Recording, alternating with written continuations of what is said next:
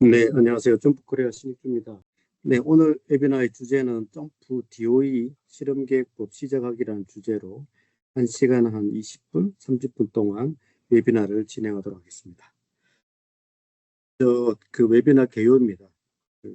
공지해드린 대로 오늘 웨비나 점프 DOE 시작하기는 점프 DOE를 어디서부터 시작해야 될지 좀 잘 모르시는 분들을 위한 입문용 웨비나입니다. 그 중에서도 점프의 가장 큰 DOE 모듈의 가장 큰 특징 중에 하나인 커스텀 디자인과 관련해서 어떤 최적 조건을 직관적으로 파악하는 방법을 소개할 건데, 어려운 이론적인 내용보다는 오늘은 이제 입문 개념의 웨비나이기 때문에 DOE의 필요성과 기본 개념, 그리고 두 가지 간단한 실습을 준비했는데, 그 완전 배치법하고 커스텀 디자인을 베이스로 한 DOE 두 가지 실습, 그리고 이제 전체적인 내용 담아서 점프 DOE의 기능과 특징을 요약해서 한 80분, 90분 동안 말씀드리도록 하겠습니다.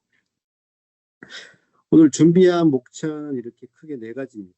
1번 실험과 실험 계획법부터 4번 점프 DOE 기능까지는 약간 개념적인 부분이 되고, 그 다음에 5번과 6번은 실습인데, 점프를 이용한 실습법인데, 그 DOE의 가장 기본적인 형태인 완전 배치법하고, 그 다음에 점프 DOE 플랫폼의 가장 큰 특징이라고 할 수 있는 커스텀 디자인, 이 두 가지 실습을 우리가 같이 점프를 가지고 같이 한번 실습을 해보도록 하겠습니다.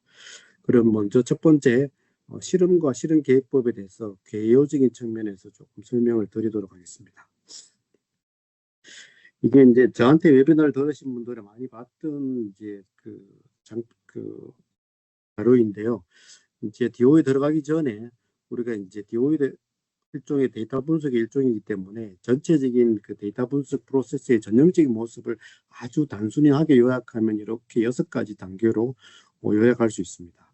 첫 번째 이제 어떤 데이터를 불러오고 그 다음에 분석하게끔 분석을 할 수 있도록 데이터를 전치를 하고 난 다음에 그다음에 이렇게 빨간색 점수로 된 부분이 이제 본격적인 분석인데, 분석을 할 때는 이제 기본적으로는 첫 번째 분석에서는 우리가 사전 분석이라고 할 수 있는 그 데이터의 그 통계량이라든지 그 시각화를 통해서 탐색적인 측면에서 데이터 탐색을 합니다. 그러고 난 다음에 어떤 본격적인 분석은 이렇게 빨간색으로 칠해진 두 가지라고 할 수 있는데, 그것을 굳이 이제 단계를 나눈다면 첫 번째는 스크리닝이라고 할 수 있습니다. 본 분석의 첫 번째 목적, 우리가 유의한 변수를 선별하는 스크린은 뭐 가설 검증이라든지 이런 것을 통해서 우리가 목적으로 하는 게 보통 일반적으로 유의한 변수 선별이 되죠. 그 다음에 두 번째는 유의한 변수가 선별이 됐다 그러면 그 유의한 X인자가 Y에 대해서 어떠한 영향을 미치는지를 수학적 함수적으로 그 도출하는 최적화 단계를 거칩니다. 그래서 다시 말씀드리면 유의한 변수를 선별하고 최적화를 하는 게 일반적인 데이터 분석에서의 두 가지 그 분석 목적이라고 할 수 있는데, 실험 계획법도 마찬가지입니다. 다음 장에 넘어가면 다음 장에 제가 실험의 목적과 실험 계획법의 목적이라고 제가 따로 이렇게 구분해서 표시를 해놨는데, 이 실험의 목적, 여러분들이 이제 실험을 회사에서 많이 하게 되는데 실험의 목적이 앞장에서 설명드린 일반적인 데이터 분석에서의 두 가지 목적, 스크리닝과 모델링과 동일합니다. 그래서 실험의 목적도 일반적인 데이터 분석에서의 목적과 마찬가지로 두 가지, 유의한 인재를 선별하고 최적화를 하는 게 실험의 목적입니다. 그러면 우리가 배우고자 하는 실험 계획법, DOE, 디자인 오브 익스페리먼트의 목적은 무엇이냐? DOE는 이제 실험에다가 실험을 계획하는 거잖아요. 그렇죠? 그래서 이 두 가지 실험의 목적을 가장 이제 효율적으로, 경제적으로 달성하고자 하는 게 실험 계획법의 목적입니다. 다른 말로 하면 앞에 적혀 있는 유의한 인자 선별 또는 최적화라는 두 가지 실험 목적을 확인하기 위해서 의도된 구조로 없는 데이터를 만들어내는 과정, 결과 이런 것들을 실험계획법이라고 할 수 있습니다. 그럼 다음 장에서 실험계획법과 관련된 몇 가지 용어를 또 같이 한번 살펴보겠습니다. 우리가 이제 그 이론적인 책에 보면 실험이라는 말을 하기 전에 실험은 관찰과 다르다, 뭐 이런 개념으로서 관찰과 대비돼서 우리가 많이 설명을 하고 합니다. 그래서 관찰은 말 그대로 있는 그대로 보는 것을 관찰이라고 하고, 실험은 있는 그대로 보는 것이 아니고 의도적으로 하나 이상의 요인에 대해서 변화를 줘서 그 요인의 변화에 따라서 결과가 어떻게 변하는지를 살펴보는 것. 그것도 그냥 살펴보는 게 아니고 보통 변화량, 반응치 Y의 변화량에 대해서 통계적으로 방어바라든지 회귀 분석을 써서 통계적으로 가설 검증을 하는 게 실험이라고 할 수 있습니다. 그러면 조금 더 실무적으로 설명을 드려보겠습니다.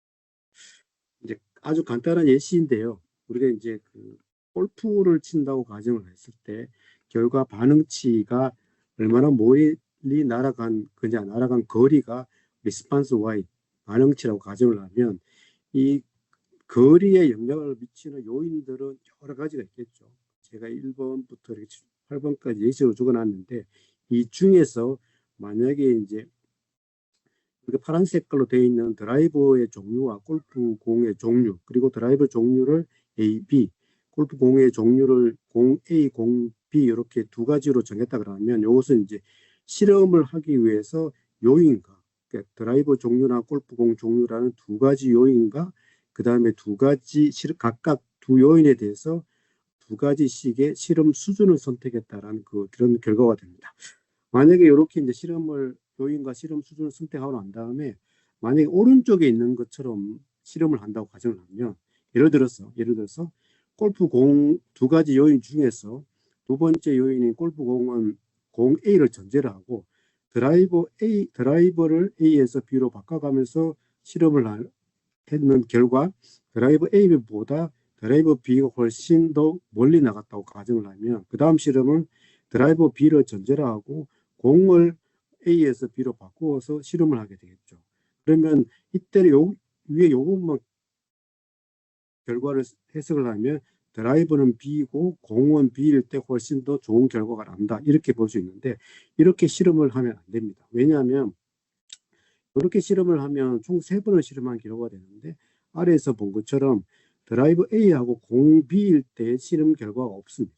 그죠? 실험 결과가 없어서 이렇게 되면은 우리가 이제 상호작용이라 하는 것을 추정하기가 어려워지 불가능하게 됩니다. 그래서 이런 식의 실험 방법, 그러니까 지금 제일 위에 설명드린 것처럼 골프공은 전제해 놓고 드라이버만 바꾸는 것을 이렇게 한꺼번에 한 번에 하나의 팩터만 조정을 해서 실험을 하는 거라 해서 그리고 원 팩터 에러 타임을 줄여서 OFAT라고 보통 고전적으로 그렇게 얘기했습니다. 그래서 이렇게 얘기하는 것은 OFAT, 즉 한 번에 하나의 요인만 변경해서 실험을 하면 안 된다. 이게 이제 전통적인 실험 계획법의 기본적인 사상입니다. 이렇게 하면 안 되고 그럼 어떻게 해야 되느냐? OFAT의 반대적인 개념적으로 우리가 뭐라고 하냐면 요인 실험이라고 얘기를 합니다. 그래서 요인 실험은 왼쪽에 보이는 것처럼 2개 이상의 요인을 동시에 고려해야 돼요. 그래서 드라이버하고 공을 동시에 고려하면 이렇게 고려하면 실험 횟수가 4번이 되는데 이렇게 고려를 해서 하는 실험을 요인 실험이라고 하고 그다음에 앞장에서 말씀드린 것처럼 감칙한 실험 계획법은 반드시 그냥 단순 관찰이 아니고 요인 실험에 대한 의도적인 변화가 있어야 돼요. 의도적인 변화. 그리고 실험을 할 때는 몇 가지 원칙이 있는데 뒷장에서 설명드리겠습니다만은 실험 순서의 랜덤화라든지 이런 몇 가지 원칙이 있습니다. 그래서 이런 것들을 모조리 그 기준을 충족하는 실험을 요인 실험이라고 하는데 그래서 요인 실험을 감안해서 DOE에 대해서 몇 가지 다시 한번 추가적으로 살펴보도록 하겠습니다. 두 번째로 살펴볼 것은 DOE의 주요 용어.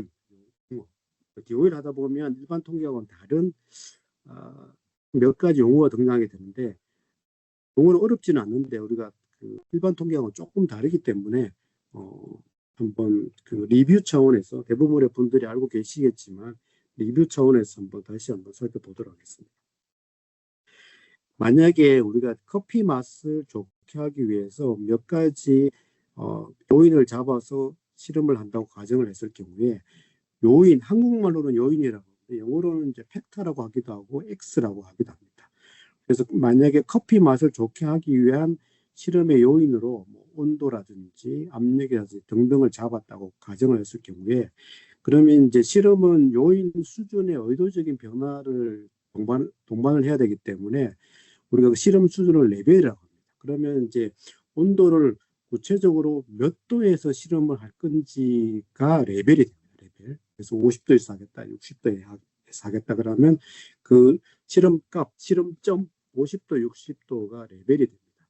그 다음에 레벨과 관련해서 또 유사한 말이 뭐냐면 레벨 수가 있습니다. 레벨 수.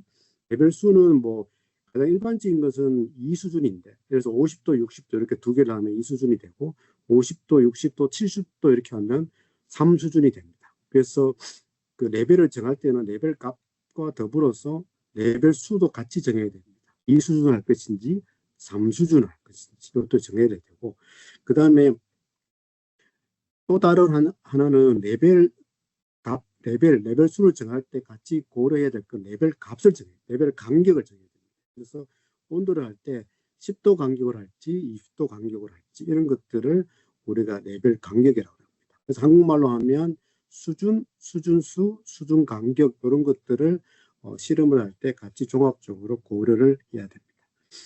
팩타가 2개 이상이 되면은 또 레벨의 조합이 되겠죠. 만약에 이렇게 팩타가 A, B 2개가 있고 수준을 A, B 모두 다 2개씩 잡았으면 총 실험 횟수는 일반적으로 2 곱하기 2 하면 4번 실험이 됩니다. 이것을 트리트먼트 또는 디자인 포인트라고 합니다. 그래서 트리트먼트가 4개다, 디자인 포인트가 4개다 이렇게 할 수 있고 이것은 이제 팩타 레벨의 조합이겠죠. 그죠? 2 곱하기 2 이렇게 되고 그 다음에 이제 실험 계획 용어로 보면 런이란 말을 쓰는데 이럴 때는 요거는 총 실험 횟수 또는 개별 실험 횟수를 런이라고 합니다. 그래서 템퍼리처가 2개의 레벨이 있고 프레셔가 2개의 요인이 있다면 곱하기 하면 4번이니까 런은 4번 이렇게 되겠죠. 그 다음에 이제 실험을 하다 보면은 좀 보다 정교한 실험 결과를 얻기 위해서 반복을 하게 되는데 반복이라는 것은 그 해당 트리트먼트 실험점에서 뭐 한 번 반복을 할 거냐, 2번 반복을 할 거냐 이런 것들을 나중에 고려하게 됩니다.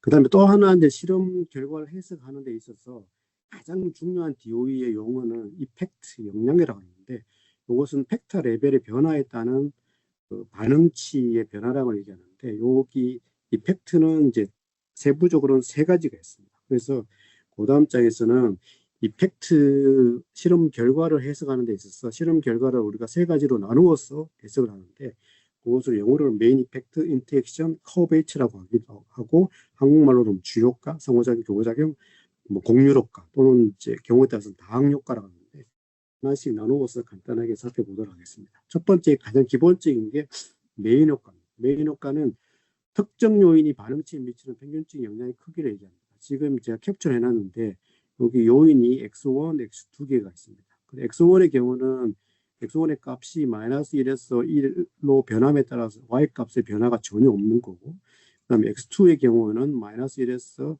1로 레벨이 변함에 따라서 Y값이 이렇게 변화가 있는 거죠. 그러면 그 X1은 주효과가 거의 제로에 가까운 거고 X2는 주효과가 상당히 크다고 볼 수 있습니다. 그러면 2가지 X인자 중에서 X1보다는 X2가 메인 이펙트 주효과가 훨씬 더 크기 때문에 여기에서는 이제 당연히 X2가 주효과가 크니까 중요한 요인이라고 해석을 할 수 있겠죠.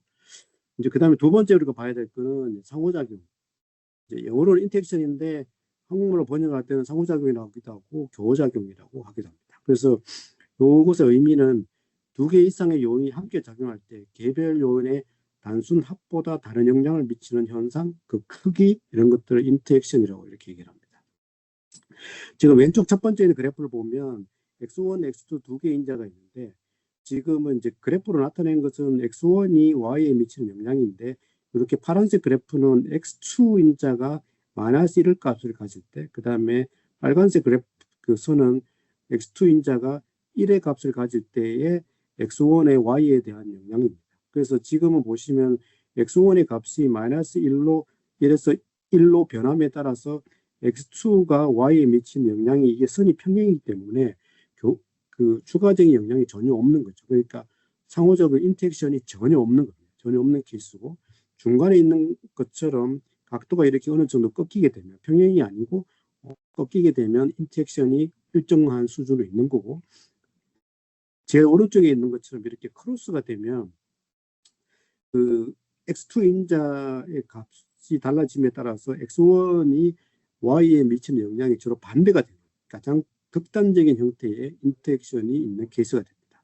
그래서 우리가 이제 이런 것들을 통해서 어떤 이제 그 두 개 이상의 x 인자들 간에 인터액션이 큰지 작은지를 체크하게 되고, 지금 이제 여기 예시된 거는 x 인자가 두 개일 텐데, 만약 x 인자가 여러 개면 2인자 상호작용, 3인자 상호작용 뭐 이렇게 있는데, 다른 고차의 인자에 대한 상호작용보다 2인자 상호작용이 더 중요하기 때문에 우리가 보통 일반적으로는 2인자 상호작용을 더 중요하게 생각하게 됩니다.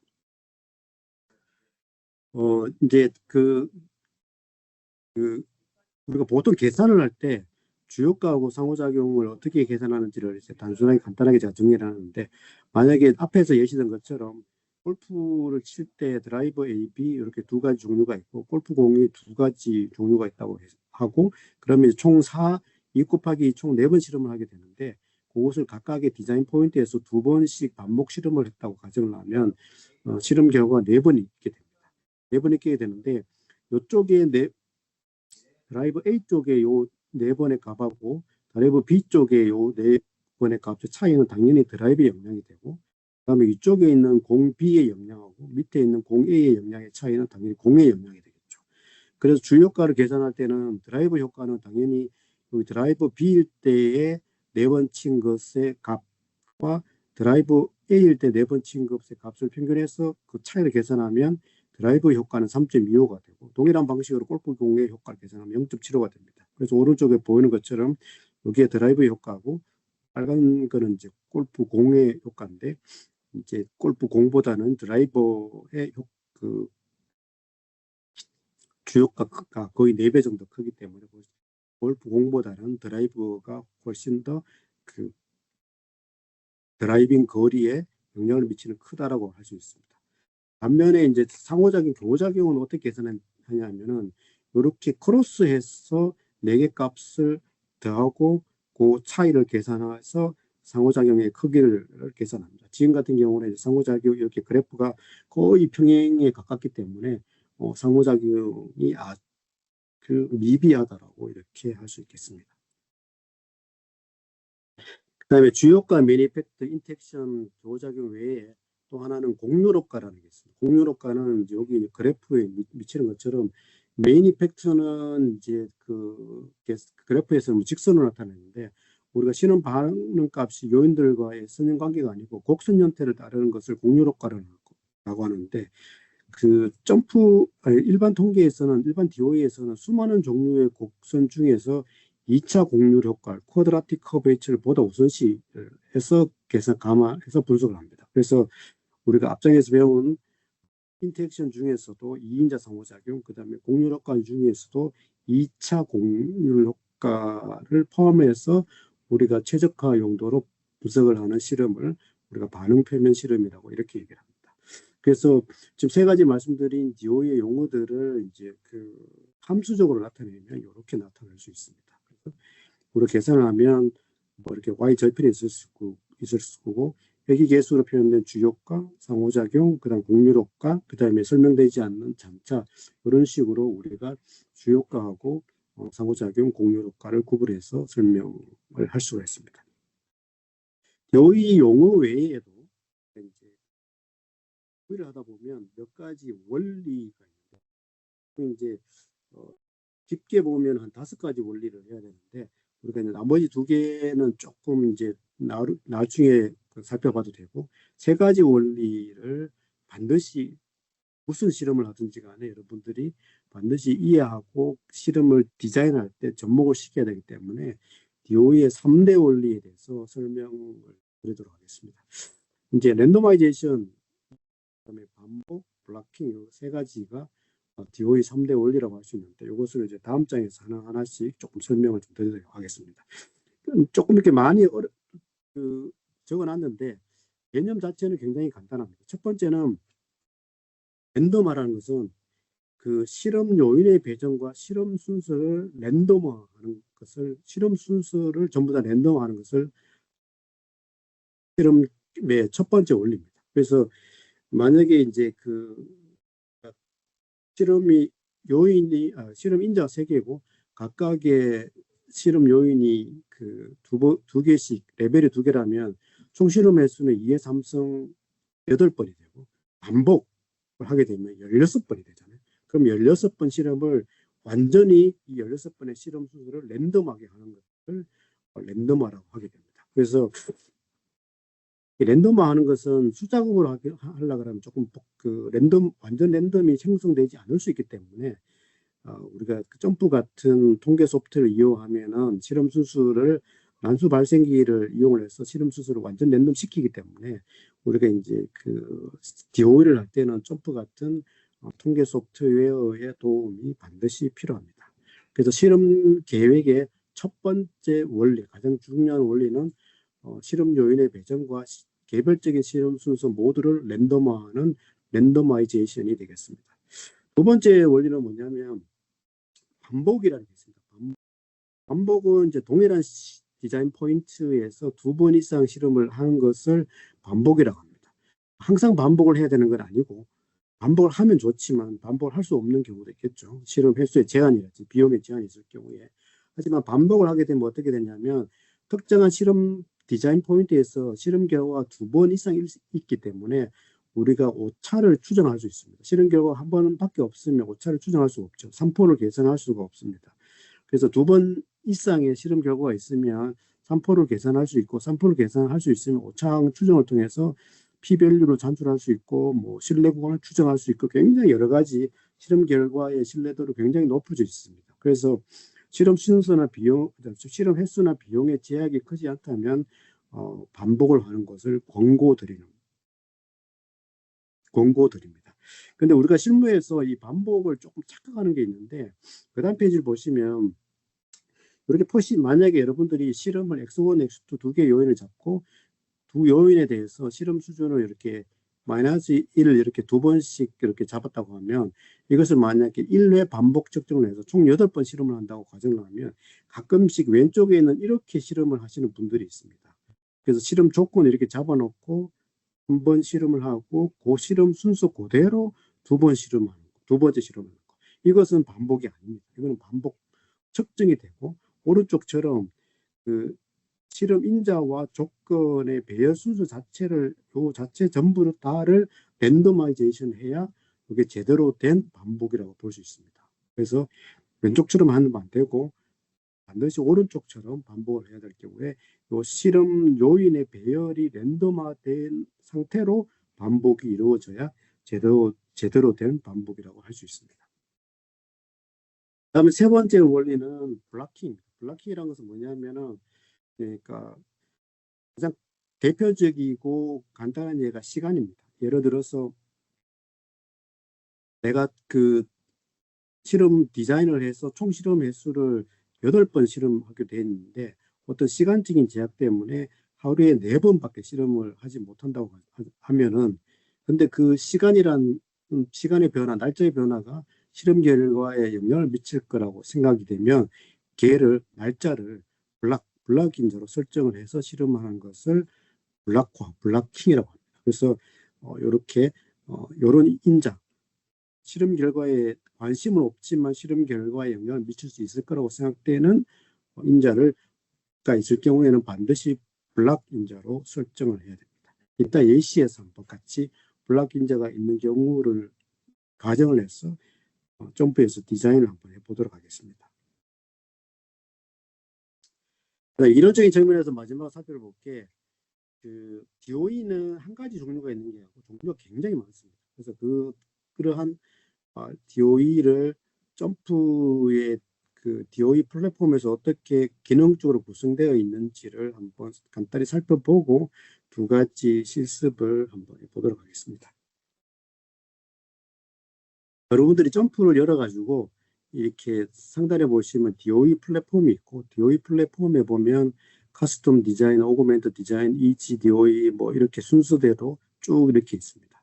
이 중에서 여기 첫 번째 있는 커스텀 디자인부터 시작해서 데피니티브 스크린 디자인까지는 실제로 하다 보면 제일 많이 쓰는 여러분들이 점프의 기능이 될 건데 이런 것들을 이해하기 위해서는 가장 기본적이고 전통적인 클래식한 DOE의 종류와 개념에 대해서 살짝 이해할 필요가 있습니다. 그래서 여기에 DOE를 클릭해서 5번째 보면 클래식할에 보면 클래식할 아래에 보면 이렇게 5가지가 있습니다. 팩터 스크리닝, 리스판스 서피스 디자인, 풀 팩토럴 디자인, 믹스 디자인, 다구치 어레이 이렇게 5가지 있는데 그 중에서 상대적으로 많이 쓰는 요 위에 있는 3가지에 대해서 먼저 한번 살짝 간단하게 설명을 좀 드려보도록 하겠습니다. 여기 이제 말씀드린 대로 클래식화를 클릭을 하면 이렇게 5개가 있는데 그 5개는 이제 그 점프 메뉴의 순서는 이렇게 팩터 스크리닝, 리스판스 서핏 디자인, 풀 팩토럴 디자인 이렇게 되는데 여기서 아마 제 짐작으로는 여기에 이제 여러분들이 사용 빈도로 제일 많이 사용하는 것 순서대로 이렇게 배열을 해놓은 것 같습니다. 저의 설명은 밑에 있는 2개는 빼고 위에 있는 3가지를 설명드릴 건데 설명을 하는 순서는 여기 이제 풀 팩토럴 디자인부터 시작을 해서 이렇게 리스판스 서피스까지 순서대로 여기 1, 2, 3 파란색으로 1, 2, 3 되어 있는 순서대로 그 설명을 간단하게 드리고 실습을 해보도록 하겠습니다. 첫 번째가 가장 기본적인 그 DOE 실험 계획법의 스탠다드 버전이라고 해요. 그것을 이제 뭐 완전 배치법 또는 이제 영어로는 풀 팩토리얼 디자인이라고 하는데 이것은 풀이잖아요. 풀 팩타의 모든 실험 레벨에서 실험을 하는 것을 풀 팩토리얼 디자인이라고 할 수 있는 이름을 붙입니다. 그래서 왼쪽에 있는 것처럼 만약에 인자가 2개고 수준이 레벨이 각각 2개면 총 실험 횟수는 4번입니다. 그죠? 4번이죠. 그래서 여기 파란 4개의 디자인 포인트에서 전부 다 실험을 하면 풀 팩토리얼 디자인이 됩니다. 만약에 인자가 3개고 각각 인자에 대해서 2수준이면 총 실험 횟수는 8번이 되겠죠.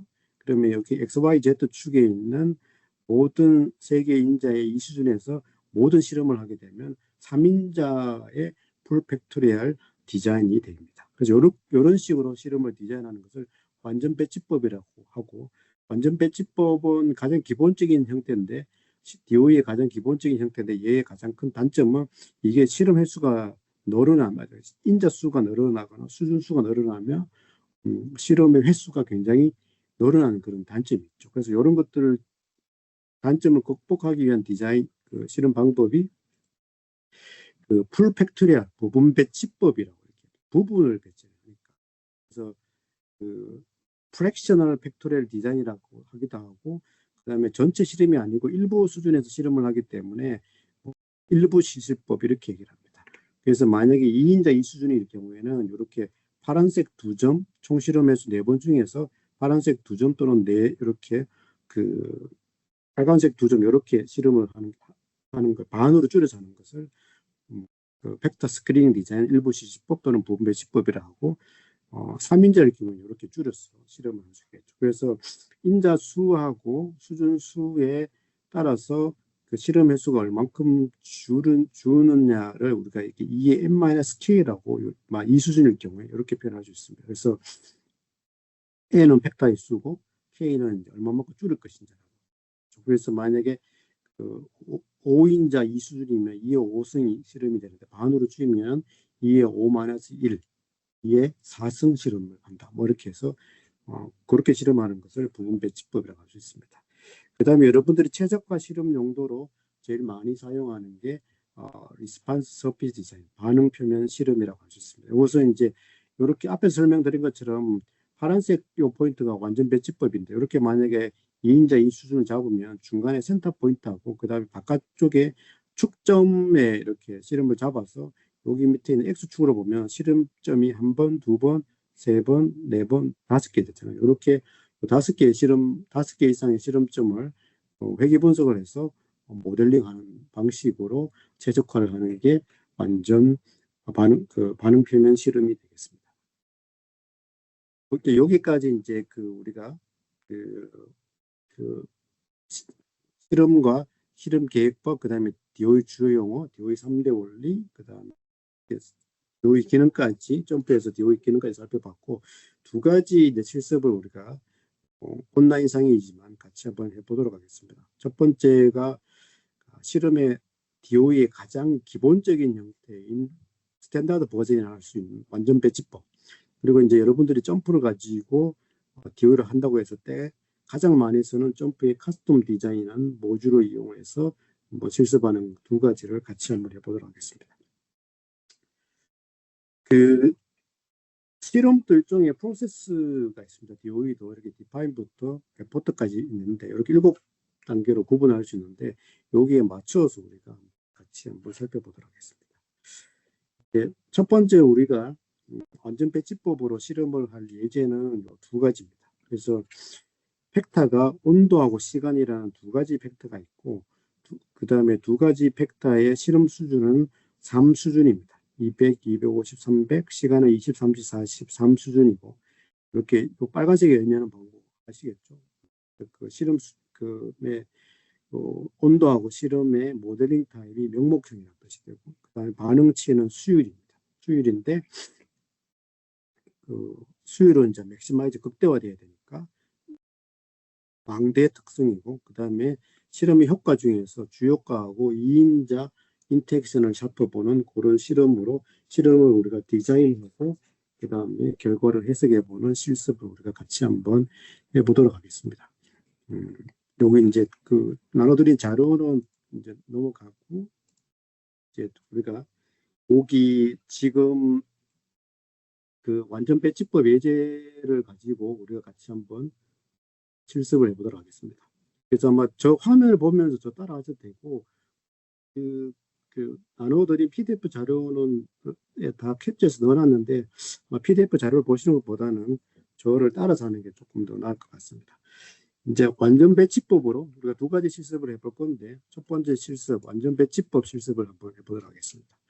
클래시컬 디자인이기 때문에 여기 DOE의 그 클래시컬에 보면 여기 세 번째 풀 팩토리얼 디자인으로 되어 있습니다.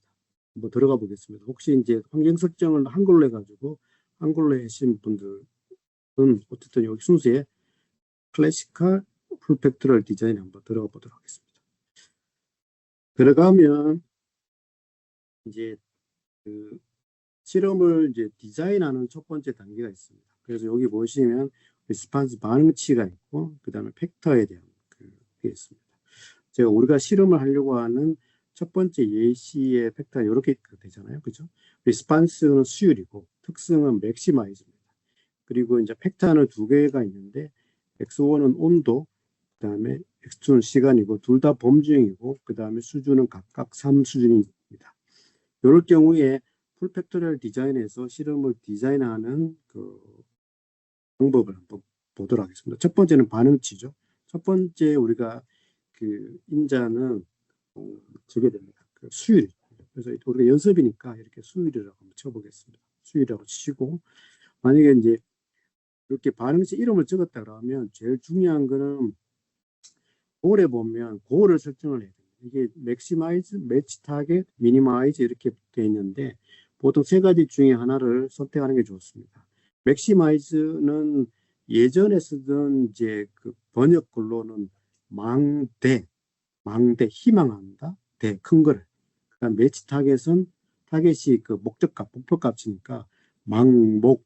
그다음에 미니마이즈는 작은 거니까 망소라고 했습니다. 그래서 일본식 번역이긴 하지만 그 반응치 Y가 큰 게 좋으냐, 특정한 값을 가진 게 좋으냐, 작을수록 좋으냐 이런 것을 망대, 망목, 망소 특성을 선택하게 되어 있습니다. 그래서 수율은 이제 클수록 좋은 거니까 일반적으로 맥시마이즈를 선택하면 되고 만약에 그게 아니고 이제 어떤 스펙을 가지는 공차 톨러런스를 가지는 이제 그 특성이라면 예를 들어서 뭐 7 플러스 마이너스 1 이렇게 된다 그러면 그런 이제 특성치가 있다면 그때는 이제 7 값이 나오는 게 제일 좋으니까 그때는 매치 타겟을 해야 되고 뭐 불량률이나 이런 것 같은 경우는 미니마이즈를 선택해야 되겠죠. 이렇게 되고 그래서 반드시 여기 반응치 이름하고 특성 고를 선택을 해야 되고 그 다음에 스펙이라든지 그 리미트치가 있을 경우에는 리미트를 입력하는 게 좋습니다. 로우 리미트, 어퍼 리미트를 입력하는 게 좋고 그 다음에 이제 만약 추가적으로 반응치가 더 있다 그러면 이렇게 리스판스를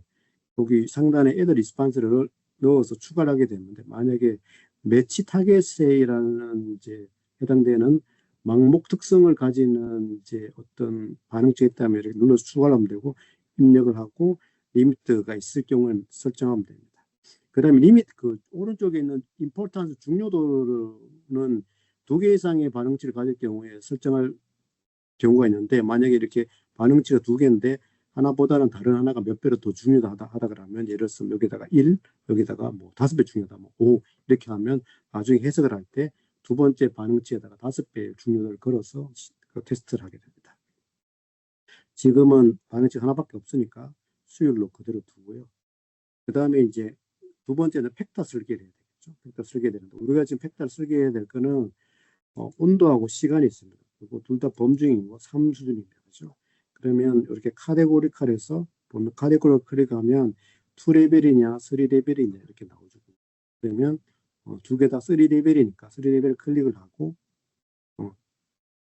이렇게 되는데, 동일한 그 모델링 타입이니까 헤드 앤 팩터에 2개를, 오른 팩터가 2개 있다, 카테고리칼이 3레벨이다, 이렇게 하면 이렇게 설정이 됩니다. 그래서 만약에 이제 팩터의 이름을 넣는 게 좋습니다. 그래서 예를 들어서 여기다 온도고 시간이고, 그 다음에 이제 우리가 그 값은 이제 이렇게 오른쪽에 제가 띄워놨죠. 200, 150,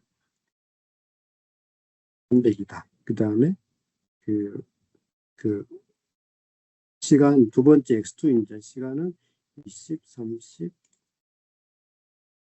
10이다. 이렇게 클릭을 합니다. 그러면 이렇게 해서 입력을 하면 리스판스하고 팩터는 다 이렇게 설정이 된 겁니다. 그러면 이제 컨티뉴를 그 다음 단계 넘어가기 위해서 컨티뉴를 클릭합니다. 컨티뉴를 클릭을 하면 여기 하단에 보시면 3 곱하기 3 팩토리얼이라고 이렇게 되어 있고, 런 오다는 실험 순수입니다. 그래서 아까 첫 번째 DOE의 첫 번째 원리에서 말씀드린 것처럼 실험 순수는 랜더마이제이션이 디폴트입니다. 그 뭐 점프뿐만 아니고 다른 소프트웨어에서도 마찬가지 디폴트입니다. 그래서 특별하게 랜더마이제이션을 할 수 없는 제약 조건이 있지 않는 경우는 그 랜더마이저를 그대로 두면 되고요. 그 다음에 이제 여기 보시면 옵션으로 센터 포인트가 있고 레플리케이트가 있는데, 센터 포인트는 실험 결과를 보다 정교하기 위해서 중심점에다가 추가 실험을 할 거냐, 그러면 만약에 추가 실험을 하겠다고 하면 여기다가 추가 실험을 2번 하겠다 그러면 2번을 치면 되고, 2를 입력하면 되고, 3번 하겠다 그러면 3을 입력하면 됩니다. 그 다음에 레플리케이트는 반복이죠. 그죠? 그래서 반복 실험을 할 거냐, 지금은 이제 3 곱하기 3이니까 총 실험 횟수가 반복을 하지 않으면 9번인데 반복을 한 번 더 한다. 만약에 1을 넣으면은 이제 그 18번, 9 곱하기 2, 18번 실험을 하게 되겠죠. 지금은 반복을 안 하는 걸로 해서 그렇게 하면 이제 그냥 그 9번 그대로 반복을 하지 않고 실험 순서를 랜더마이제이션해서 그대로 실험하는 게 되겠습니다. 그래서 여기까지 했으면 메이크 탭을 하단에 메이크 탭을 클릭을 하면 이렇게 실험 결과가 만들어집니다. 실험 결과가 아니고 실험 뭐라고 할까요? 실험 계획표라고 하시겠죠. 그러면 여기 지금 보면 온도하고 시간을 보시면 우리가 그 온도하고 시간의 실험 수준 순서대로 된 게 아니고 랜더마이제이션에서 런 오다가 생성됐죠. 그래서 이제 요대로 실험을 해서 여기다 수율 값을 넣고 해석을 하면 되는데, 그 전에 여기 왼쪽에 보시면 그 여기 테이블 패널에 보면 모델, 그 다음에 이벨루에이터 디자인, 그 다음에 DOE 다이얼로그 이렇게 뭐가 생성이 되어 있고, 그 다음에 그 밑에 그 칼럼 패널에 보면 이제 그 변수명에 오른쪽에 뭐가 이렇게 있습니다. 이렇게 보면 예를 들어서 온도 오른쪽에 있는 이제 여기 그 뭐랄까 스타 표시 이걸 클릭해 보면 그 밸류 오더, 디자인 롤, 팩터 세팅 이렇게 되어 있는데, 이것을 이제 만약에 그 오른쪽 마우스 칼럼 인포를 클릭해서 이렇게 보면 우리 칼럼 속성에서 우리가 이 뒤에 있는 이 데이터 탭으로 내가 입력한 게 아니고 점프의 DOE 플랫폼에서 뭔가 이렇게 코맨드를 주면서 옵션을 뭐 이거는 반응치, 이거는 벡터고 실험값은 얼마고 이런 걸 넣었잖아요. 그죠? 그래서 이런 것들이 이렇게 입력이 되어 있습니다. 입력이 되어 있습니다. 이렇게 되어 있고, 확인하시면 되고, 그 다음에 이제 이렇게 하고 난 다음에 만약에 실험 계획을 짰는데 뭔가 그 실험 계획을 잘못 짜서 수정을 해야 되겠다고 생각되시면 이걸 처음부터 다시 하실 필요 없고, 여기 그 세 번째 있는 DOE 다이얼로그를 클릭을 하면 여기 짰던 그 우리가 DOE 테이블 만들었던 디자인 테이블이 다시 만들어집니다. 그래서 여기 들어가서 뭔가를 수정을 하시면 되겠습니다. 수정을 하시면 되고, 그 다음 수율을 측정을 해서 값을 다 넣었다고 가정을 하면 어디를 클릭을 해서 분석을 하느냐면 여기 이제 모델을 클릭을 하면 우리가 수율하고 그 다음에 온도와 시간이랑 그리고 온도와 시간의 2인자 상호작용을 보겠다고 하는 그 실험을 이미 설계를 했기 때문에 여기 Y하고 X가 다 선택이 되어 있습니다. 이 실행 플랫폼은 점프 메뉴로 보면 애널라이즈 핀 모델입니다. 지금은 우리가 그 디자인을 했는 거기 때문에 이미 Y하고 X가 다 선택이 되어 있습니다. 그죠? 그러면 우리가 이제 그 웨비나 시간이니까 실험을 실제로 했다 해서 수율값 있다고 가정을 하고 이 상태에서 한번 분석을 해보도록 하겠습니다. 제가 나눠드린 이제 그 PDF 파일 말고 점프의 저널 파일이 있죠. 저널 파일. 그 중에서 여기 두 번째 보면 DOE 실습이라고 있습니다. DOE 실습. DOE 실습이라고 있는데 거기에 첫 번째 실습 1 완전 배치법이라고 되어 있을 때 여기 지금 .jmp라고 파일이 두 개 있는데 두 번째 실험 결과라고 된 부분을 클릭해 보겠습니다.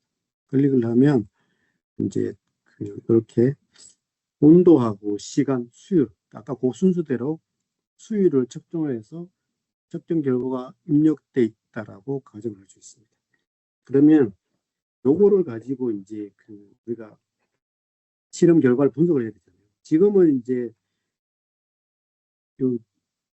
총 실험 횟수가 8번밖에 안 되기 때문에 실험 결과가 단순하기 때문에 뭐 이렇게 눈으로도 분석을 할 수가 있는데 우리가 이제 점프를 가지고 DOE를 설계하고 결과를 분석하는 것을 여러분들 좀 배워야 되니까 분석하는 방법을 이제 조금 제가 권고드리는 측면에서 몇 가지를 해보도록 하겠습니다.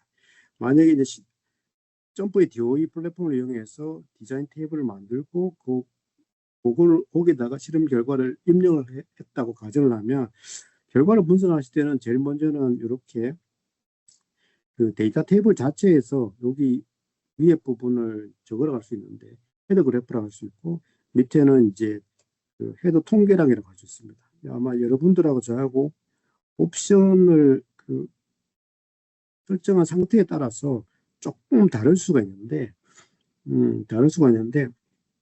이거를 보는 방법을 지금 예를 들어서 우리가 반응치는 수율이잖아요. 그죠? 그러면 수율은 이제 연속형이기 때문에 여기 두 번째 있는 제 같으면 여기 오른쪽 두 번째 있는 통계값이 평균입니다. 그러면 수율이 전체적으로 전체 8번 실험의 수율 9번 실험의 수율 평균은 35.33입니다.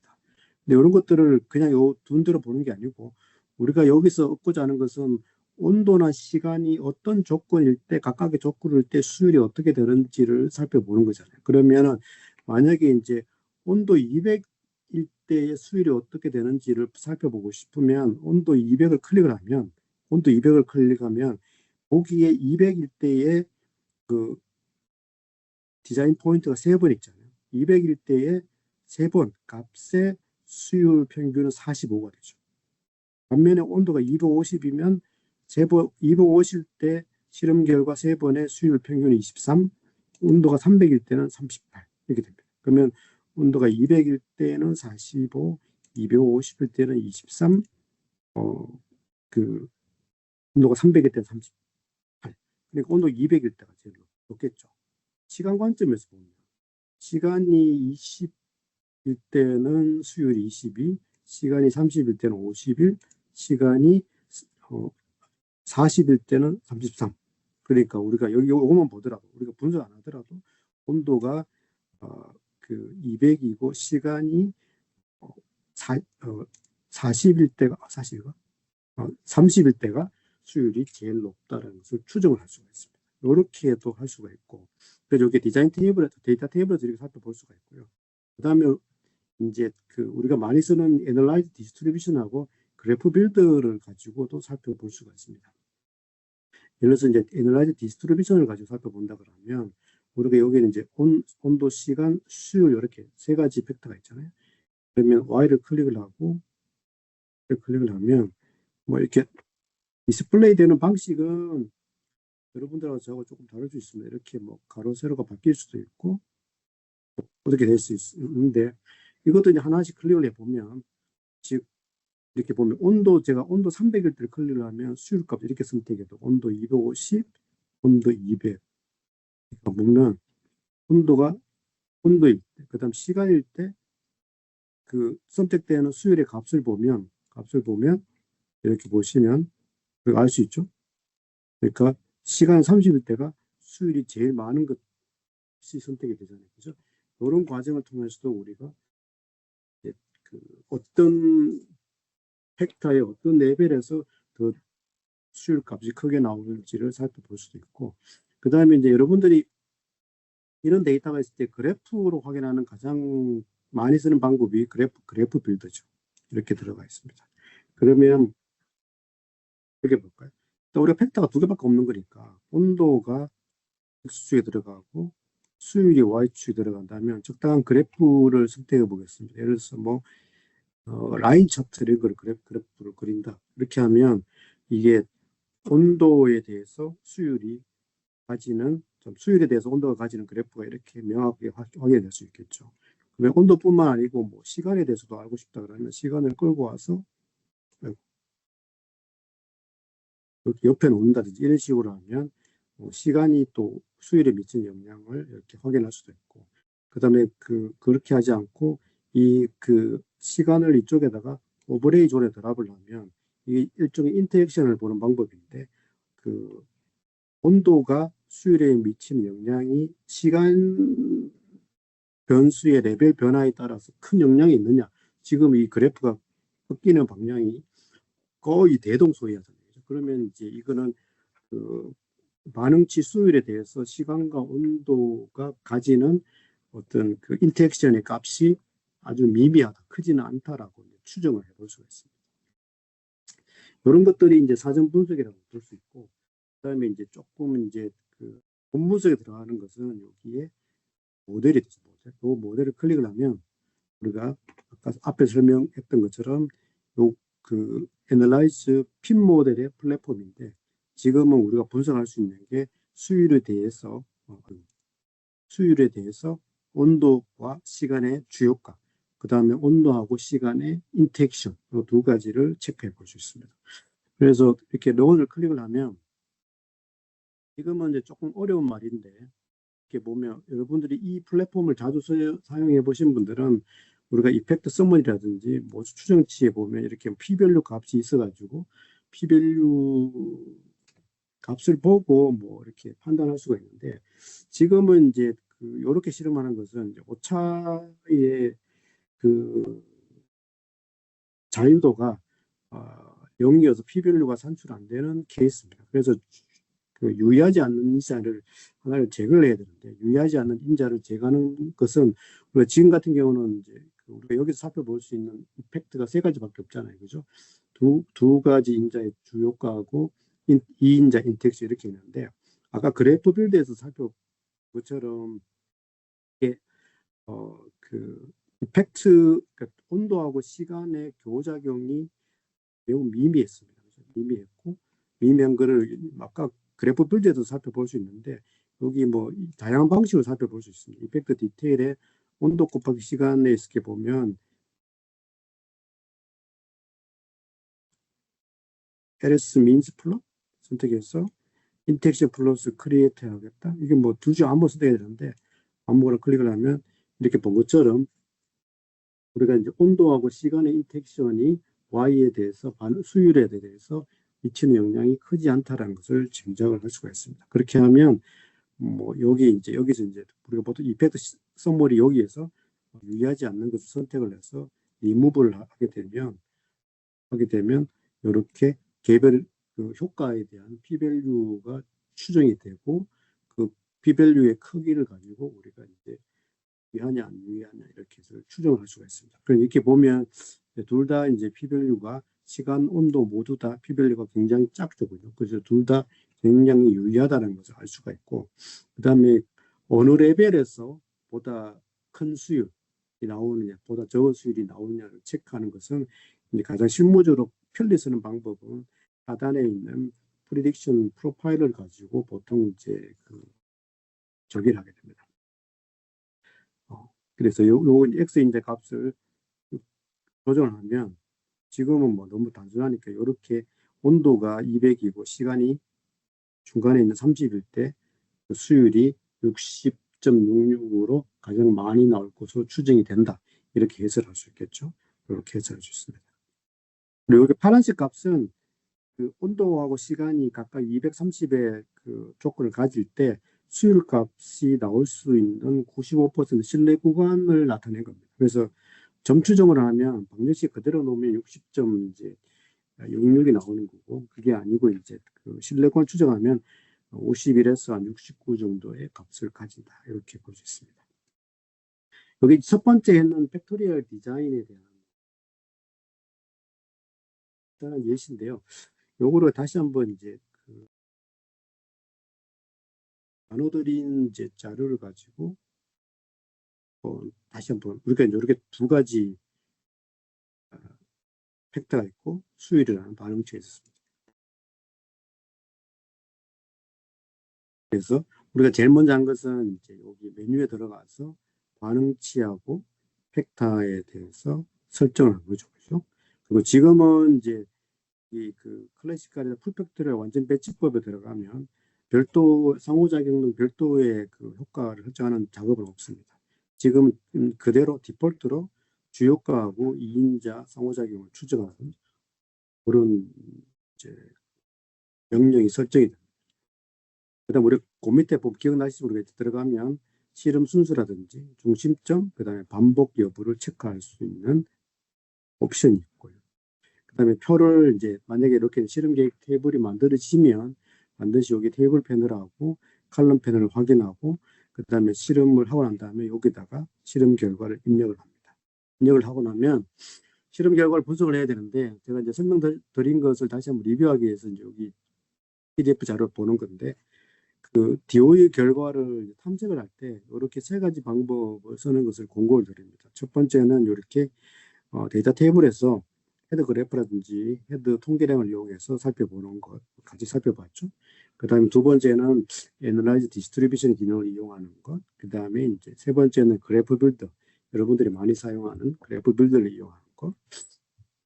그 다음에 이제 실제로 이제 DOE 결과를 분석하는 것은 그 테이블 패널에 있는 이제 모델을 클릭해도 되고 아니면 메뉴로 보면 애널라이즈 핀 모델에 들어가면 이렇게 실행창이 열리고 그 다음에 여기서 클릭을 하게 되면 아까처럼 이렇게 이제 분석 결과가 나오겠죠. 그래서 지금 말씀드린 대로 어려운 말인데 여기 제가 이해하라고 이해를 위해서 좀 간단히 적어놨습니다.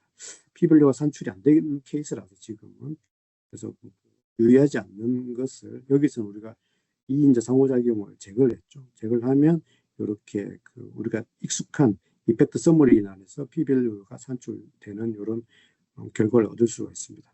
얻고 나면은 이제 이렇게 프리딕션 프로파일러 같은 걸 이용해서 우리가 어떤 팩터가 보다 중요한지 어떤 팩터의 어떤 레벨의 값일 때 수율이 어떻게 되는지를 체크를 할 수가 있습니다. 오늘의 메인 내용에 나올 수 있는 점프의 가장 핵심적인 디자인 플랫폼인 커스텀 디자인에 대해서 뭐 이론적인 설명보다는 예시를 가지고 우리가 그 점프 DOE 플랫폼의 첫 번째에 보면 이제 DOE 밑에 있는 게 커스텀 디자인입니다. 커스텀인데 이거를 왜 많이 쓰냐면 이게 이제 굉장히 많은 내용 중에서 제가 일부만 이렇게 좀 적어놨었는데 왼쪽은 우리가 실제 실험 상황은 우리가 실제로 뭔가를 DOE를 하려고 하면 매우 복잡하고 여러 가지 제약 조건이 있습니다.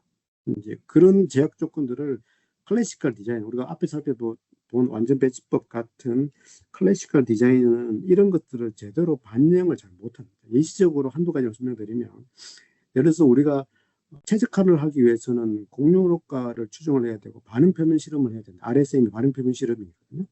근데 이제 범주형 변수, 아까 우리가 앞에서 살펴본 뭐 그런 범주형 변수가 있는 경우에는 반응 표면 적용을 할 수가 없습니다. 그리고 그 어떤 제약 조건이 있을 때 이걸 어떻게 반영할 거냐. 뭐 그다음에 실험 순수가 랜덤이 있을 때 랜더마이제이션에 어떤 제약이 있을 수 있습니다. 그래서 실험 변수가 장비인데 장비의 세팅을 이렇게 완전 랜덤으로 바꾸기가 여의치 않은 경우가 대부분이잖아요. 그런 경우는 어떻게 할까요? 그래서 이런 이제 실제 실험 상황 여러 가지 복잡 다양한 경우가 있는데 이런 것들을 클래시컬 디자인은 잘 반영을 하지 못합니다.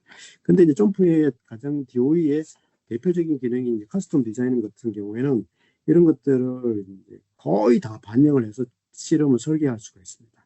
그래서 점프의 커스텀 디자인이 이제 그만큼 유명한데 간단히 설명드리면 여기는 뭐 제가 쭉 적어놨는데 이런 것들은 사실은 실제로 이런 케이스에 해당되는 DOE를 커스텀 디자인에서 해보지 않으면 이제 현실적으로 체감하기 좀 어려운데 뭐 간단히 설명드리면 실험의 종류는 굉장히 많은데 이 커스텀 디자인에서 거의 모든 실험에 설계가 가능하고 그다음에 그 팩타의 성격이 굉장히 다양한 유형이 있는데 이런 것들을 그 다 포괄할 수가 있습니다. 그리고 이제 인자 수에도 제한이 없고 보고 싶은 효과만을 포함해서도 실험을 할 수가 있습니다. 등등의 굉장히 많은 장점이 있기 때문에 커스텀 디자인을 주로 씁니다. 그래서 예시를 가지고 한번 살펴보도록 하겠습니다. 예시는 이제 아까 완전 배치법보다는 조금 더 복잡해졌습니다. 팩타가 3개가 있습니다. 여기 스트레치하고 메탈라이제이션, 고음이라고 할까요? 그 메탈라이제이션이라는 이제 이 파란색 2가지 연속형 변수가 이렇게 있고 밴드 종류라는 3가지 종류의 범주형 변수가 이렇게 있습니다. 그래서 팩타가 전부 다 3가지가 있습니다. 그리고 반응치도 2개입니다. 폴스라는 6.5부터 7.5까지의 망목, 톨러런스로 얘기하면 7 플러스 마이너스 0.5가 되겠죠. 그런 망목 특성을 가지는 폴스가 있고 45 이하의 가 좋다는 코스트, 비용이라는 또 망소 특성을 가진 이펙터가 있습니다. 그리고 우리가 추정하고자 하는 효과는 주효과, 매니펙스, 인텍션, 그리고 뿐만 아니고 연속 쿼드라틱, 공률 효과까지 추정을 하고 있습니다. 하고 싶어 합니다. 그리고 지금은 이제 날짜 중에 시간이라는 블락 인자가 있습니다. 이런 것들을 감안해서 우리가 실험을 같이 한번 짜보도록 하겠습니다. 그래서 여기에 오른쪽에 제가 보이죠? 이렇게 우리가 지금 실습을 해야 될 그 실험 반응치하고 팩타는 반응치는 이렇게 펄스하고 코스 2개가 있고 펄스는 이렇게 6.5부터 7.5까지 매치 타겟 망목 특성이라고 합니다. 그럼 당연히 두 번째 코스트는 망소 특성이 있고요. 그 다음에 팩타는 이렇게 3가지인데 연속형인 스트레치 메탈라이제이션이 있고 그 다음에 범주형인 브랜드 3수준을 가지는 ABC 3수준을 가지는 브랜드라는 되게 있습니다. 범주형 변수가 있습니다. 그러면 이거를 커스텀 디자인에 들어가서 실험 결과를 설계하고 결과를 해석하는 방법까지 우리가 한번 살펴보도록 하겠습니다. DOE의 커스텀 디자인에 들어갑니다. 화면이 아까 완전 배치법하고 약간 다릅니다. 약간 다릅니다. 우리가 한번 보겠습니다. 첫 번째는 반응치가 있죠. 첫 번째 우리 반응치 한 개 더 있습니다. 그러면은 첫 번째 반응치는 우리가 아무거나 해도 되는데 아주 수정이 되니까 반응치 추가를 해보죠. 첫 번째 반응치는 우리가 펄스죠. 그죠? 펄스입니다. 펄스. 그러면 펄스를 치고 펄스를 입력하고 고울은 펄스 같은 경우 스펙을 가지죠. 오른쪽에 못 쓰면 6.5에서 7.5라고 되어 있습니다. 그러니까 이게 매치 타겟이죠. 그죠?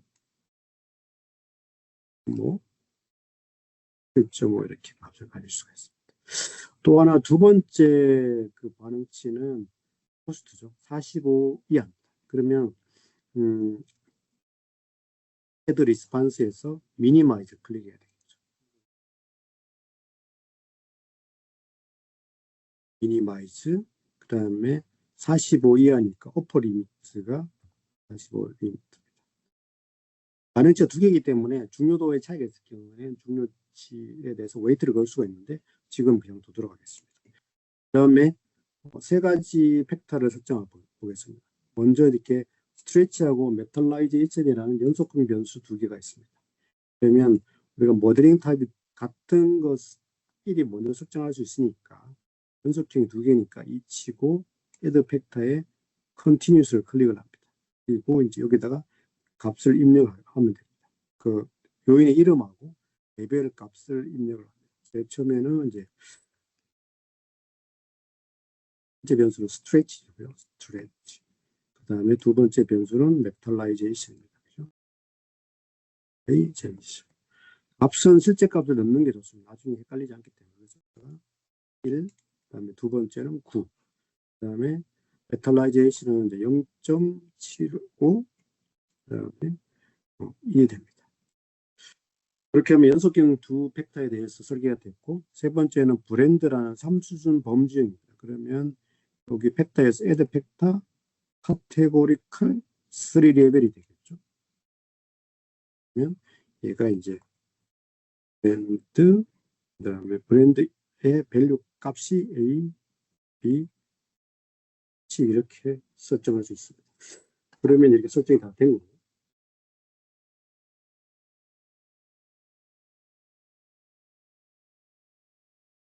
그 다음에 이제 컨티뉴를 클릭합니다. 컨티뉴.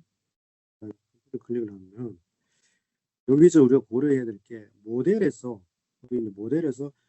모델의 이 부분에 하는 역할은 뭐냐면 그 보고자 하는 그 실험의 효과를 설정합니다. 우리가 어떻게 됐냐면 아까 여기 보시면 주효과하고 2인자 교교작용하고 2차 공률 효과를 추정하겠다는 그렇게 되어 있습니다. 그러면 지금 이렇게 스트레이치 메탈라이제이션 브랜드 이렇게 되어 있잖아요. 이렇게 된 거는 지금 이제 주효과만 추정하겠다는 상태입니다. 그럼 이 두 가지를 추가적으로 반영을 해야 되잖아요. 2인자 교작용, 그다음에 2차 공률 효과를 반영해야 됩니다. 그러면 그 인텍션 어떻게 하느냐? 우리가 2인자 인텍션만 반영하는 거니까 인텍션에서 클릭을 해서 보면 2인자 두 팩터들 간의 인텍션을 고려하고자 하면 세컨드 인텍션을 클릭을 합니다. 클릭을 하면 이렇게 보면 2인자 인텍션이 설정이 되죠. 그 다음에 이제 그 또 하나 해야 될 거는 2차 공률 효과니까 요 파워가 제곱이잖아요. 그죠? 세컨드를 클릭을 합니다. 클릭을 하면 여기 이제 밑에 보시면 그 세 가지 인자의 2인자 교작, 그 다음에 인자가 세 가지인데 그 브랜드는 범주형이기 때문에 범주형 변수는 공률효과 생성을 할 수가 없잖아요. 그죠? 그래서 스트레치하고 메탈라이제이션이라는 두 가지 연속형 변수에 대해서만 공률효과가 생성이 되어 있습니다. 이렇게 하고 난 다음에 이렇게 보시면 이제 아까 완전 배치법 할 때처럼 이렇게 센터 포인트하고 레플리케이트 이렇게 되어 있는데 지금은 이제 여기 보기 위해 보면 블락을 어떻게 할 거냐 이렇게 되어 있습니다. 지금은 그 총 실험 횟수가 18번인데 하루에 실험 가능한 횟수가 6번밖에 안 됩니다. 그러면 3일 실험이 소요될 수 있겠죠. 그럴 경우에는 여기다가 어떻게 넣느냐, 블락 사이즈이기 때문에 3을 넣는 게 아니고 한 블락이 날짜잖아요. 그 블락 내에서의 사이즈를 입력합니다. 블락이 이걸 선택을 하고 블락 내에서의 사이즈 3이 아니고 하루에 6번 실험을 하니까 6을 클릭 입력합니다. 헷갈렸으니까 그래서 3이 아니고 6. 그죠? 그렇게 해서 메이크 디자인을 클릭을 하면 이제 좀 어려운 용어인데 좌표 교환 원리에 따라서 디자인 테이블이 생성이 됩니다. 조금 기다려 보시죠. 이렇게 보시면 이게 디자인 테이블입니다. 여기서 보시면 약간 특이한 게 두 가지가 있는데 여기 이제 날짜잖아요. 날짜. 랜덤 블락 첫 번째 날, 두 번째 날, 세 번째 날. 그 다음에 스트레치, 메탈라이제이션, 브랜드 이렇게 되어 있습니다. 오른쪽에 있는 세 가지 스트레치 메탈라이제이션 브랜드는 팩타잖아요. 팩타니까 완전 랜덤이 되어 있습니다. 랜덤이 되어 있는데 그 첫 번째는 랜덤 블락은 날짜잖아요. 이것은 이제 그 일반적인 팩터가 아니고 랜덤 블락이잖아요. 그래서 보시면 랜덤 블락은 블락 순서로 되어 있고 블락 내에서 그 랜덤이 되어 있습니다. 그거를 랜덤이 그래서 블락이 설정된 경우는 그렇게 된다는 걸 체크하시면 되고 그다음에 이렇게 해서 이제 메이크 탭 똑같은 방식으로 메이크 탭을 클릭을 하면은 이렇게 해서 실험을 하게 되는데 여기 간혹 어떤 경우가 발생할 수 있냐면 지금도 발생을 했는데 그 지금 이제 공유력과 추정을 하기 위해서는 원래 실험점 내가 잡은 실험점 말고 연속형 변수일 경우에 그 실험점의 중간이 설정이 됩니다. 그죠? 이렇게 보시면 메탈라이제이션 같은 경우는 내가 잡은 거는 1하고 0.75 두 가지 잡았는데 요 중간 지점의 0.875에 대해서 실험점이 생성이 됩니다. 중간값 자동으로 생성이 되는데 이 중간 근처에서 애매모호한 값이 이게 이제 그 자동으로 생성되는 경우가 있습니다. 그래서 이런 경우에는 이걸 그냥 지금 0.87125인데 실제 실험을 할 때는 0.875 센터 포인트 중간값으로 바꾸어 가지고 실험을 하면 됩니다. 이렇게 그래서 이제 그 실제 실험을 해서 폴스하고 호스트에다가 데이터를 입력했다고 가정을 하고 그 입력된 결과를 가지고 분석을 한번 해보도록 하겠습니다. 여기에 72번 카스텀 디자인 리절트라고 있죠. 얘를 클릭해 보겠습니다.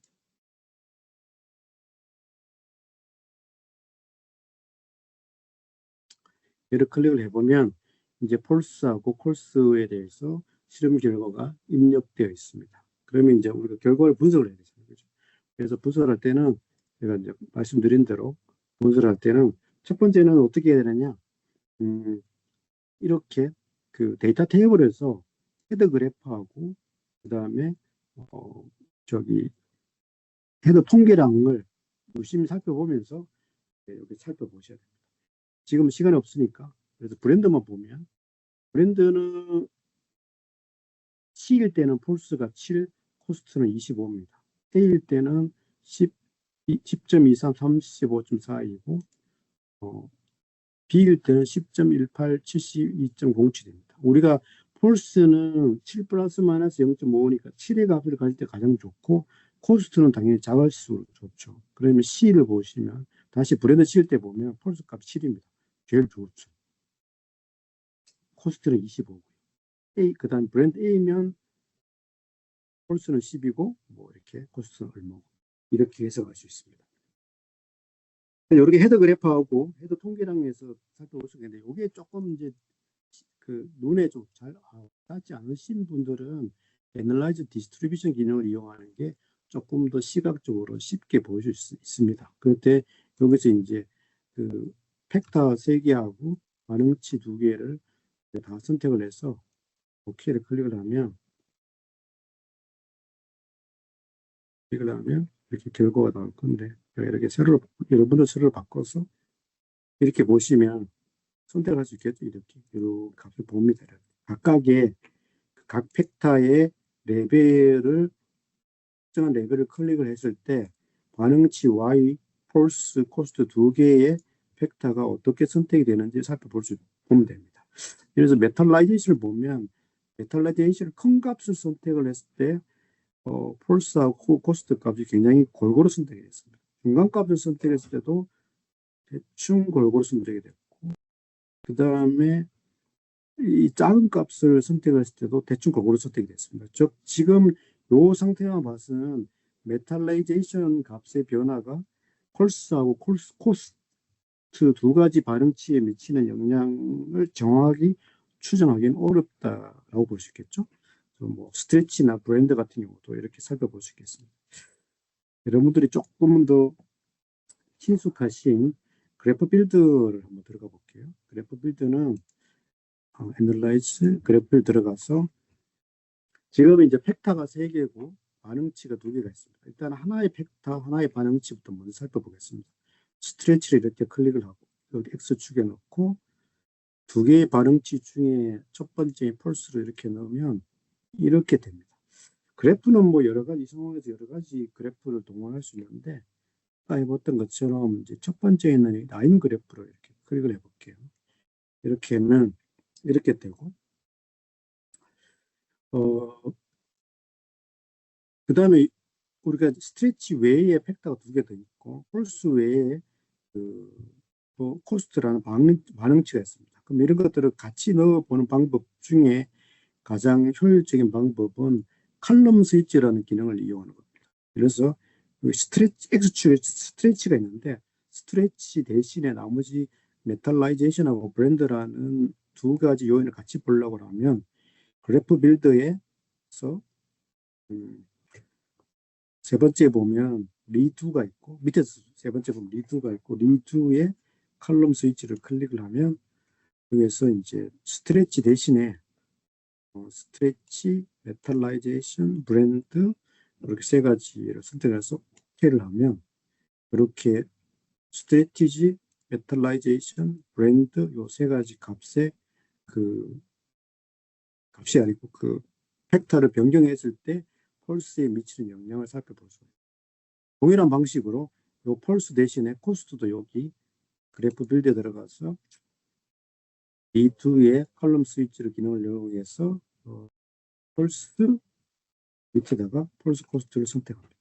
이렇게 하면 이렇게 되거든요. 그러면 그래프 복잡하니까 그래프 빌드에 던을 클릭을 해놓고 펄스 기준으로 하고 여기 X인자에 스트레치, 메탈라이제이션, 브랜드를 클릭을 하면 이 세 가지 팩터가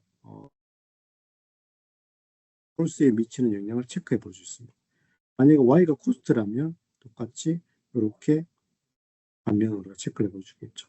이런 것들 통해서 세 가지 그래프를 통해서 우리가 이제 분석을 일단 1차적으로 DOE 결과를 세부적으로 분석하기 전에 exploring, 탐색해 볼 수 있습니다.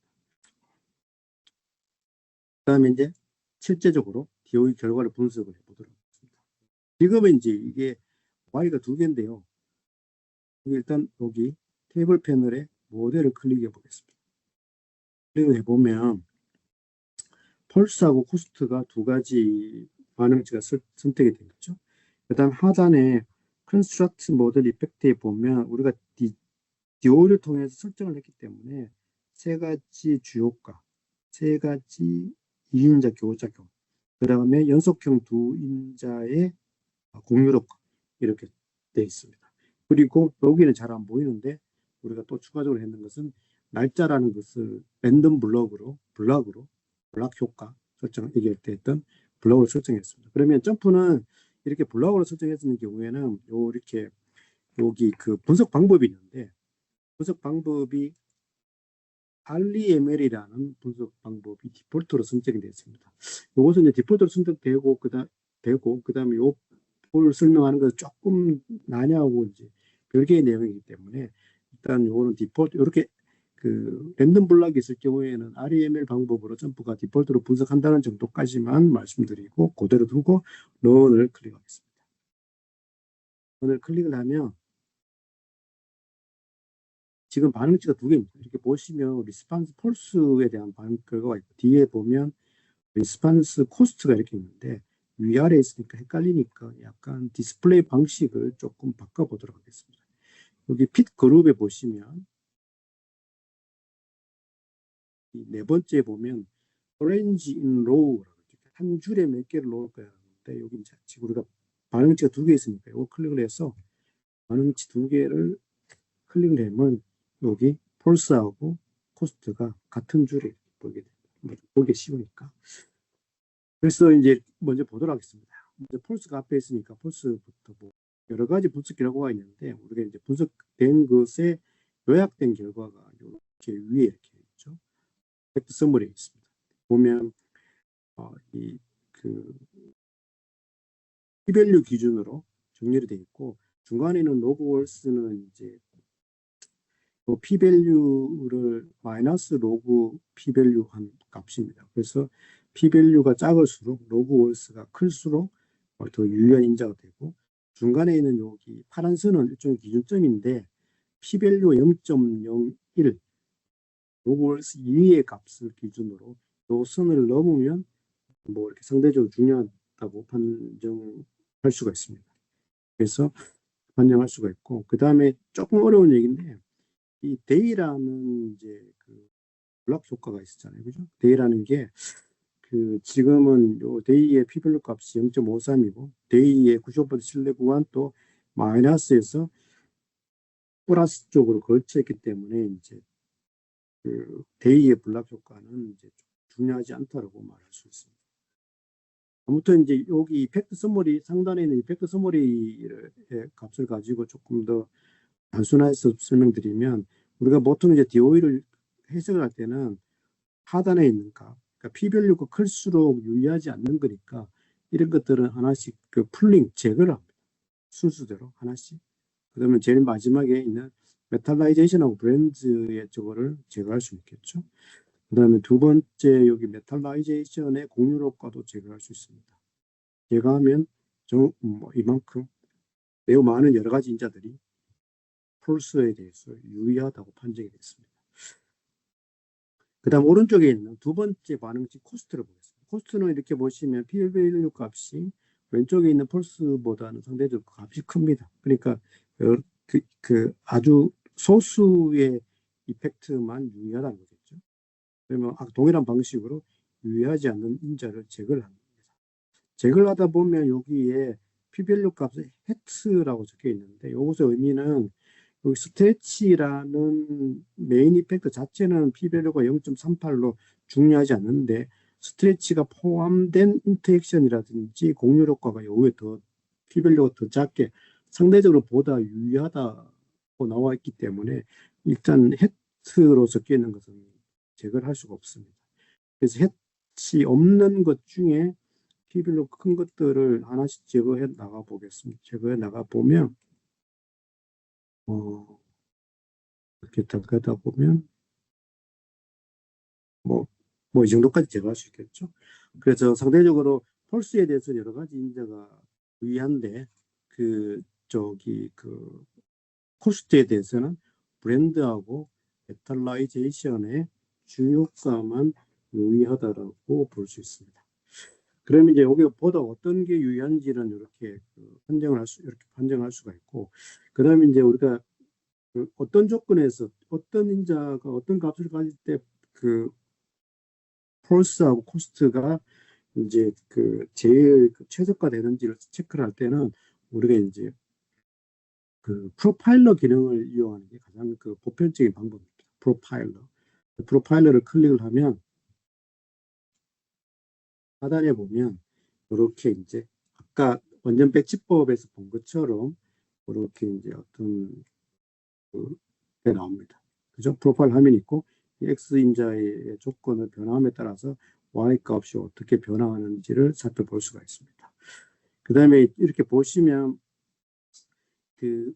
이 만족도 함수라는 게 있는데 반응치 Y 값을 최적화하는 일종의 알고리즘이라고 할 수 있습니다. 그러면 그 만족도 함수 디자이빌리티 펑션이라는 걸 써서 어떤 조건일 때 Y 값이 최적화되는지를 체크하려고 하면 여기 프리딕션 프로파일러에서 상단에 있는 옵티마이제이션 디자이빌리티가 되어 있고, 여기 보시면 저는 지금 점프 19 버전인데 혹시 여러분들 18 버전 이하의 버전 하신다면 이 메뉴 구성이 약간 다를 수 있습니다. 어쨌든 맥시마이즈 디자이빌리티를 한번 클릭해 보겠습니다. 클릭을 하면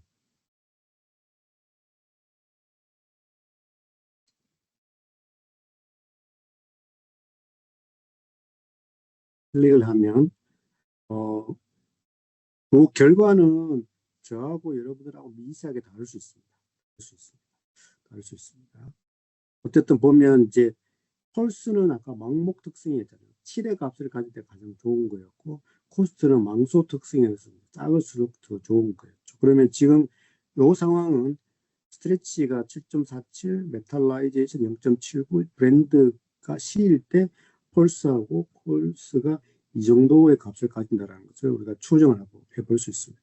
이 결과는 당연히 이제 모델링 결과를 가지고 추정을 한 건데, 모델링 결과 일종의 모델식 함수식을 알고 싶으면 이렇게 각각의 반응치의 빨간색 역삼각형에서 estimation에서 show prediction expression을 클릭을 하면 여기 그것을 만들어내는 함수가 있겠습니다. 복잡죠? 코스트도 마찬가지로 estimate의 show prediction expression을 클릭을 하면 이렇게 그 반응치 코스트에 대한 모델 함수가 떨어집니다. 확인할 수 있고, 뭐 보다 편리하게 사용하려고 그러면 이 함수를 예측 함수를 데이터 테이블에 심을 수 있습니다. 저장할 수 있습니다. 그거는 예를 들어서 펄스에 대해서 심으려고 그러면 리스판스 펄스에서 그 세이브 칼럼에서 프리딕션 포뮬러를 클릭할 수 있습니다. 저장을 하고, 그 다음에 코스트에 대해서도 하고 싶으면 여기 리스판스 코스트에서 빨간색 클릭, 세이브 칼럼, 프리딕션 포뮬러를 클릭을 하면 여기 안 보이는데 여기 데이터 테이블에 보시면 여기 그 데이터 테이블에 이렇게 포뮬러가 심어져 있습니다. 두 가지 심어져 있죠, 그죠? 심어져 있고 그 함수 여기 칼럼 패널에서 오른쪽에 있는 파란색 그 플러스 버튼을 이렇게 클릭을 하면 함수가 이렇게 생성되어 있습니다. 이렇게 함수가 데이터 테이블에 줘 있기 때문에 만약에 어떤 새로운 값, 예를 들어서 제가 이미의 값, 메탈라이제이션 0.9고 브랜드가 뭐 2고 스트레치 값이 안 되는 스트레치 값이 뭐 5다 이렇게 클릭을 하면 당연히 여기에 함수가 들어있기 때문에 새로운 반응치 Y 값의 추정 결과가 데이터 테이블에서 살펴볼 수 있습니다. 뭐 이런 게 등등의 과정을 거쳐서 결과를 최적화할 수 있습니다. 포인트를 보면서 좀 전체적으로 한번 요약해봅니다.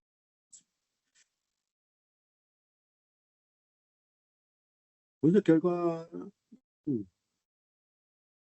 보셨겠지만 지금 우리가 실험하는 것은 공유력까지 추정하기 때문에 뭐 이런 그 방정식으로 표현될 수가 있고, 그다음에 이제 그 랜덤 블럭이 설정되어 있으니까 블럭 자체는 순수대로 나오고 블럭 자체는 순수가 그 랜덤마이제이션이 아니고 순서대로 나오고 개별 블럭 내에서 랜덤마이제이션 된다는 거를 아까 설명을 드렸고요.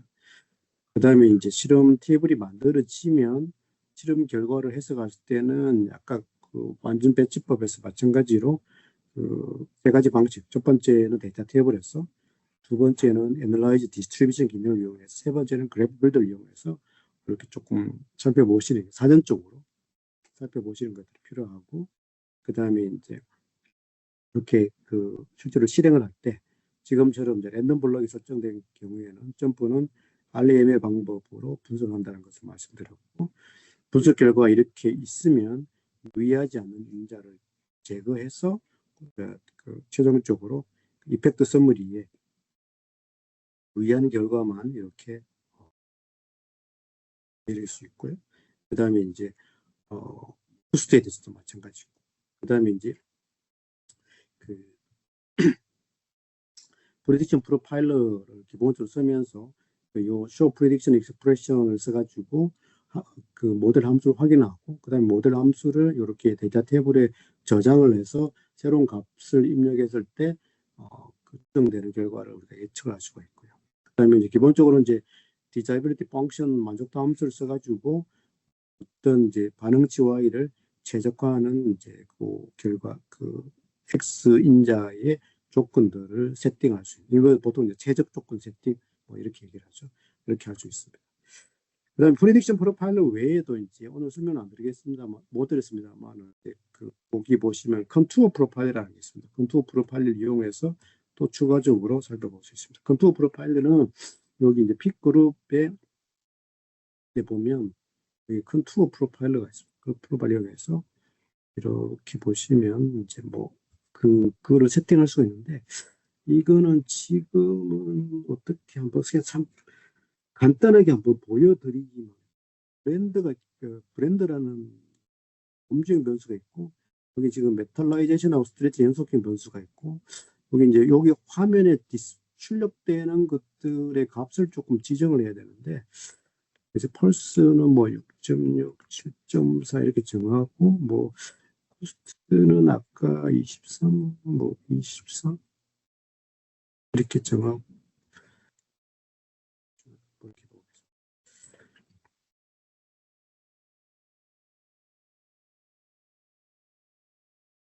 이렇게 출력되는 보면 지금 제가 크로스 격자선으로 움직이기 전에 이 부분이 하얀색 부분이 상대적으로 최적 영역이거든요. 그래서 요거는 이제 컨투어 프로파일러는 이제 그 최적 조건이라기보다는 디자인 스페이스, 그 반응치 Y의 결과를 가장 좋게 하는 어떤 스페이스 공간을 탐색할 때 쓰는 이제 어떤 그 그래프가 컨투어 프로파일러입니다. 그래서 요거는 이제 요걸 설명드리기에는 시간이 조금 길게 되기 때문에 어쨌든 우리가 프로파일러를 가지고 이용을 할 때는 이렇게 프리딕션 프로파일러하고 이제 컨투어 프로파일러를 같이 쓰면 이제 좋다라는 정도로 말씀드리고, 그 오늘은 이렇게 그 몇 가지 기본적인 개념하고 DOE에 대한 기본적인 개념하고 두 가지 실습을 조금 살펴봤고, 마치기 전에 한두 가지 제가 조금 소개를 시켜드리려고 합니다. 오늘은 어쨌든 간에 1시간 반 정도의 점프 DOE를 입문하는 정도의 수준의 그 웨비나였고요. 또 DOE를 조금 더, 점프 DOE를 조금 더 살펴볼 수 있는 게 여러 가지 것들이 있는데, 세 가지 정도만 좀 간단하게 그 소개를 시켜드리도록 하겠습니다. 첫 번째, 이제 여기 추가적인 학습 보면 DOE 스팁스라고 있는데, 이걸 클릭을 하면 이거 점프에서 만든 온라인 부크 과정입니다. 그래서 여기 7개 그 모듈로 구성이 되어 있는데요. 여기 실험 계획 부분을 여러분들이 등록을 해서 들을 수 있습니다. 이 과정은 아마 실험 계획이 한 3시간 정도 과정이 될 것 같은데, 이렇게 보면 이제 소개부터 요인 실험, 뭐 반응 표면, 그다음에 이런 것들이 좀 설명이 되어 있습니다.